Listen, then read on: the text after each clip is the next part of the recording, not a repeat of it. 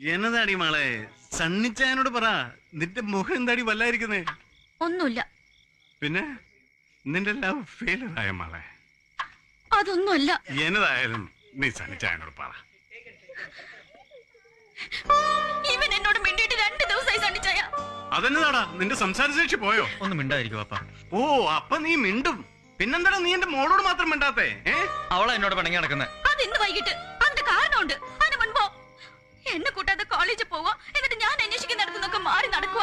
ഞാൻ എന്ത് ചെയ്തിട്ടാ നീ തന്നെയല്ലേ എന്നെ ഒന്നി തള്ളി പ്രകാശിനോട് സിനിമയ്ക്ക് വിട്ടത്? അവള് ചോദിച്ചതിന് ഉത്തരം പറയടാ. അത് പപ്പ പ്രകാശിന് ഇഷ്ടമല്ലെങ്കിലും ഒന്ന് കരുതിയിട്ടാ. പ്രകാശിന് ഇഷ്ടമല്ലെങ്കിൽ നീ എന്നോട് മിണ്ടൂലേ? എന്നോട് മിണ്ടൂലേ? എന്നിട്ട് അവൻ എന്നോട് റിവഞ്ച് എടുക്കാൻ നടക്കുക. എന്റെ മൈൻഡ് ചെയ്ത് വർഷയുടെ കൂടെ കാറി കയറി പോവാ, ഐസ്ക്രീം പാർലറിൽ ഒരുമിച്ചിരുന്ന് ഐസ്ക്രീം കഴിക്കുക. അതേതാ പുതിയൊരു കഥാപാത്രം ഇതിനിടയിൽ? വർഷ ഇവന്റെ ഒരു ആരാധിക. പ്രേമം തലയ്ക്ക് പിടിച്ച് പുറകെ നടക്കുക.